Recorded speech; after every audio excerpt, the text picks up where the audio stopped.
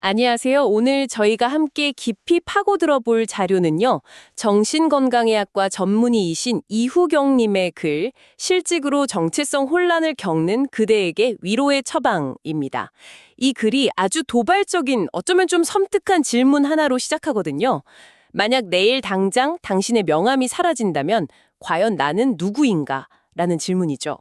그 질문이 참 글 초반에 나오는 드라마 속 김 부장 이야기가 그래서 더 현실적으로 다가옵니다. 맞아요. 평생을 바친 회사에서 정리해고 통보를 받고 이거 왜 이래? 나 대기업 부장이야. 라고 외치잖아요. 근데 그 외침이 그냥 공허하게 흩어지죠. 한 사람의 세계가 무너져 내리는 바로 그 순간에서부터 오늘 이야기를 좀 시작해 보려고 합니다. 네, 바로 그 지점입니다. 이 글을 보내주시면서 이 질문에 대해 정말 깊이 생각해 보고 싶다고 하셨었죠. 실직이 단순히 돈 문제가 아니라 한 사람의 존재 자체를 어떻게 뒤흔드는지, 그리고 그 폐허 속에서 어떻게 다시 나를 세울 수 있을지, 그 구체적인 방법들을 함께 찾아보는 시간이 될 겁니다. 맞습니다. 이게 더 이상 드라마 속 이야기나 남의 이야기가 아니라는 게 핵심인 것 같아요. 글에 인용된 통계를 보면요. 2024년 50대 퇴직자의 절반 이상이 비자발적 퇴직, 아, 원치 않는 퇴직이군요. 네, 그런 퇴직을 경험했고 평균 퇴직 연령은 49.4세라고 합니다. 49.4세요? 네, 5, 6도 4, 5정 이런 말이 그냥 우스갯소리가 아닌 거죠. 그래서 이건 개인의 무능이나 실패가 아니라 우리 사회가 함께 겪고 있는 거대한 구조적 변화의 한 단면이다. 이걸 먼저 짚고 가야 합니다. 자, 그럼 이 모든 혼란의 한가운데 있는 정체성이라는 단어부터 한번 제대로 뜯어보죠.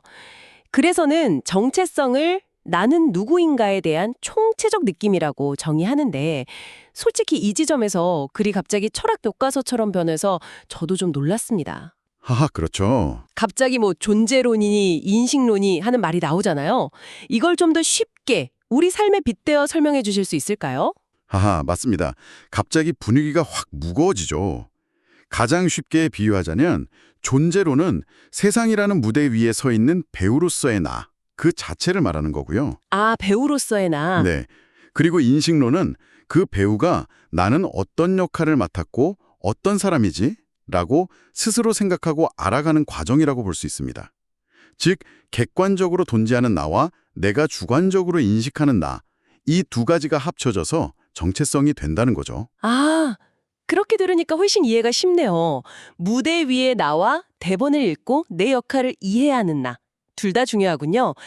그런데 그래서는 건강한 정체성을 가지려면 두 가지 핵심 요소가 꼭 필요하다고 말합니다. 바로 일관성과 통합성인데요. 이 두 가지는 또 어떻게 다른 건가요? 일관성은 시간의 흐름 속에서도 변하지 않는 나라는 느낌이에요. 어릴 때의 나, 지금의 나, 미래의 내가 다른 사람이 아니라 하나의 선으로 쭉 이어져 있다는 믿음이죠. 하나의 선. 반면에 통합성은 내 안에 다양한 모습들이 조화롭게 어우러진 상태를 말합니다. 이걸 저는 잘 만든 비빔밥에 한번 비유하고 싶어요. 비빔밥이요? 오, 흥미로운데요. 네, 직장에서의 나, 가정에서의 나, 친구들과 있을 때의 나라는 각기 다른 나물들이 있다고 상상해 보세요. 이 재료들이 각자 따로 놀지 않고 나라는 고유의 고추장과 참기름으로 잘 어우러져서 하나의 맛있는 그릇이 되는 것. 그게 바로 통합성입니다. 아, 그래서 인용한 공자의 종심소이옥 불유구. 그 경지는 그야말로 비빔밥의 신이 만든 완벽한 맛의 조화를 이룬 상태라고 할 수 있겠죠. 와, 비빔밥 비유 정말 귀에 쏙 들어오네요. 그럼 다시 김 부장 이야기로 돌아가 보면 그분의 정체성이 대기업 부장이라는 아주 강력한 나물 하나에만 의존했던 비빔밥이었던 거군요. 바로 그거죠. 그 재료가 빠져버리니 과거와 현재가 단절되면서 일관성이 깨지고 밥그릇 자체가 텅 비어버리면서 통합성마저 무너져 내린 거고요. 정확히 보셨습니다. 정체성의 기반, 그러니까 비빔밥의 맛을 내는 그 고추장이 내 안에 있었던 게 아니라 회사라는 외부 소스에 있었던 거죠. 아, 그러니 소스가 사라지자 모든 맛이 그냥 사라져버린 겁니다. 그 말씀은 반대로 말하면 평소에 내 정체성의 기반이 어디에 있는지, 내 비빔밥에는 어떤 재료들이 있고 나만의 고추장 맛은 어떤지 계속 점검하는 게 일종의 정신적 백신이 될 수도 있겠네요. 오, 좋은 표현입니다. 정신적 백신. 맞습니다. 여기서 이 글에 정말 허를 찌르는 부분이 나옵니다. 저는 이 부분이 정말 흥미로웠어요. 이런 정체성 혼란이 실직 같은 엄청난 실패에서만 오는 게 아니라는 거죠. 맞습니다.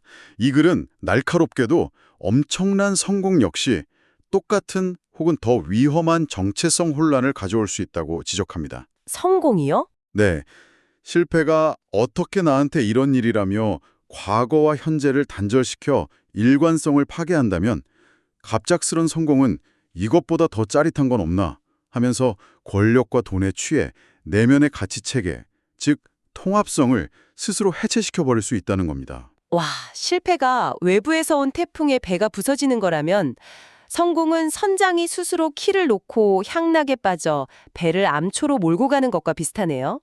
비유가 정확한데요. 오히려 더 위험할 수 있겠다는 생각이 듭니다. 실패는 어떻게든 극복하려고 하지만 성공에 취하면 자신이 망가지고 있다는 사실조차 인지하지 못할 테니까요. 바로 그 점입니다. 그래서 글은 성공이든 실패든 그건 인생의 일부일 뿐 진정한 나는 그 너머에 있다고 말합니다. 외부 상황에 따라 널뛰는 감정의 노예가 아니라 내가 내 인생의 주인공이 되는 마음 상태.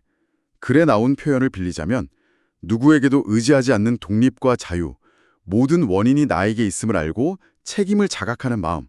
이것이 바로 건강한 정체성의 핵심이라는 거죠. 결국 성공이든 실패든 외부 요인에 흔들리지 않는 게 핵심이라는 건데 사실 말이 쉽지 않습니까?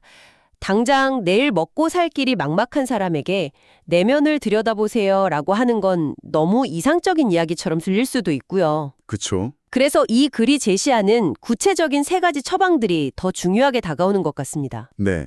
그래서 이 글이 단순한 철학적 사유에 그치지 않고 실질적인 도움을 주는 지점이죠. 첫 번째 처방은 마음속 작은 소리에 귀를 기울이는 것입니다. 솔직히 이 부분을 처음 읽었을 때 좀 나전하게 들렸습니다. 당장 불안하고 초조하고 머릿속에 시끄러운데 그 수많은 소음 속에서 괴로운 소리와 진짜 나를 찾으라는 신호를 어떻게 구분할 수 있을까요?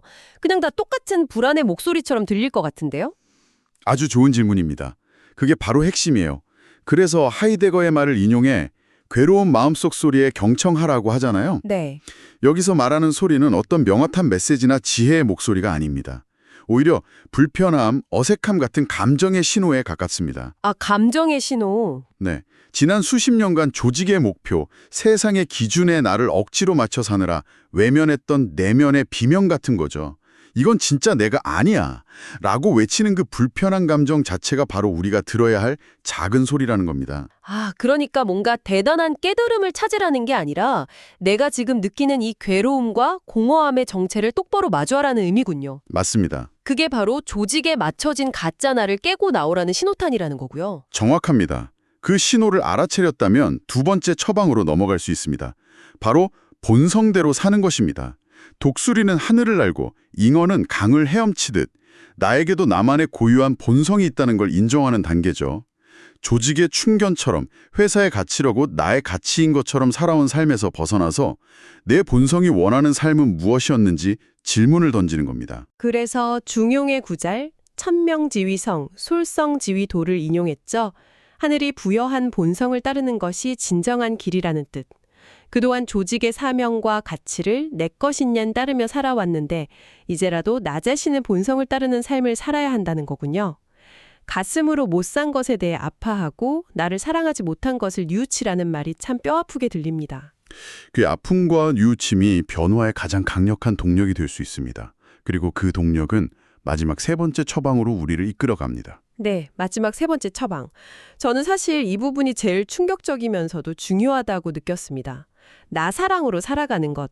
특히 사랑의 우선순위를 그동안의 조직, 가정, 나에서 나, 너, 남의 순서로 완전히 뒤바꿔야 한다고 아주 단호하게 말하죠. 처음 읽었을 땐 이거 너무 이기적인 거 아니야? 하는 반감이 살짝 들었어요. 충분히 그렇게 느끼실 수 있습니다. 우리 사회는 자신을 희생하고 조직과 가족을 위해 헌신하는 걸 미덕으로 여겨왔으니까요. 그렇죠. 하지만 이 글은 그 순서가 왜 잘못되었는지를 아주 깊이 파고듭니다. 여기서 말하는 나 사랑은 자기만 아는 이기심이 아닙니다. 오히려 그 반대죠. 내 존재의 중심을 바로 세우는 과정입니다. 비유하자면 내 컵을 먼저 가득 채우는 거예요. 아, 내 컵을 먼저. 네, 내 컵이 가득 차 있어야만 넘쳐 흐르는 것으로 다른 사람의 컵을 채워줄 수 있다는 거죠. 내 컵은 퉁 비어 있으면서 남의 컵만 채워주려고 했던 게 문제였다는 거군요. 그렇습니다. 글에 따르면 나에 대한 건강한 사랑이 없으면 타인을 향한 사랑은 인정받고 싶은 두려움의 발로일 수 있고, 가까운 사람, 너를 향한 사랑은 상대를 내 맘대로 하려는 교만의 표현일 수 있다는 겁니다. 와, 나를 제대로 사랑해서 내 중심이 바로 서야만 비로소 상대를 교만 없이 사랑하고 타인을 두려움 없이 사랑할 수 있게 된다는 심오한 통찰이죠. 결국 건강한 나가 있어야 남과의 관계도 건강해진다, 딱 이 말이네요. 맞습니다. 이렇게 개인의 내면을 들여다보는 세 가지 처방도 중요하지만 글은 여기서 멈추지 않습니다. 이 문제를 개인의 숙제로만 남겨두지 않고 마지막에 사회가 함께 응답해야 한다고 분명히 말하고 있죠. 이 부분이 이 글의 무게감과 균형감을 더해주는 것 같아요. 네, 정말 중요한 지적입니다. 아무리 개인이 내면의 힘을 치우려 해도 그를 둘러싼 사회가 계속해서 그를 낙오자로 취급한다면 다시 일어서기 어렵습니다. 제가 상담했던 한 분이 생각나네요. 모두가 부러워하는 대기업 임원이었는데 퇴직하고 나서 손주 장난감 하나 마음대로 못 사주는 자신의 모습에 엄청난 충격을 받으셨다고 해요. 아, 그분에게 필요했던 건 돈이 아니라 나는 여전히 사회에 쓸모있고 존중받는 사람이라는 느낌이었죠. 이 글이 말하는 존중받는 자리가 바로 그런 의미입니다. 단순한 일자리가 아닌 거죠. 경황과 경륜이 존중받는 자리. 그래서 글은 기업에게는 퇴직 전 커리어 상담을 의무화하고 정부에게는 전직 후열과 소득 연계를 확대하라는 구체적인 대안까지 제시합니다. 단순한 위로를 넘어선 제도적 뒷받침이 생존의 조건이라고까지 강하게 말하죠. 그리고 사회적 인식의 전환을 촉구하는 부분도 인상 깊습니다. 실직한 중년을 실패한 낙오자가 아니라 두 번째 인생을 성공적으로 준비하는 존재로 바라보는 시선의 전환이 필요하다는 것. 따뜻한 위로와 사회적 연대, 그리고 실질적인 제도적 기회라는 두 바퀴가 함께 굴러갈 때 비로소 한 개인의 정체성도 다시 건강하게 뿌리내릴 수 있다는 매우 현실적이고 책임감 있는 결론입니다. 오늘 살펴본 이우경님의 글은 실직이라는 지극히 개인적인 비극에서 시작해서 정체성이라는 보편적인 질문으로 우리를 이끌고 철학적 성찰과 구체적인 심리 처방, 그리고 마지막으로 사회적 해법까지 아우르는 정말 깊이 있는 여정이었습니다. 그 마지막에 소개된 김철수 씨의 사례가 긴 여운을 남기네요. 퇴직 후 작은 공방을 열고 이제는 누가 시키는 일 말고 내가 시작한 일이 내 삶이다 라고 말하는 모습에서 작지만 단단한 희망을 보게 됩니다. 네. 회사 명함으로 정의도던 삶에서 벗어나 자기 삶의 진정한 주인이 되어가는 여정. 물론 고통스럽고 외로운 길일 겁니다. 하지만 이 글은 그 길이 분명히 존재하며 그 길의 뜻에서 우리는 이전보다 더 단단하고 자유로워진 나를 만날 수 있다고 말하고 있습니다.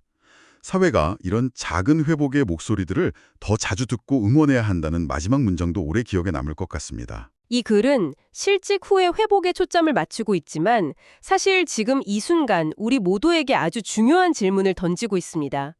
여러분의 정체성은 지금 몸담고 있는 조직이나 직함과 얼마나 깊이 연결되어 있나요? 만약 내일 아침 그 명함이 사라진다면 나의 어떤 부분이 남게 될까요? 이 질문을 마음속에 품고 잠시 스스로에게 답해보는 시간을 가져보는 건 어떨까요?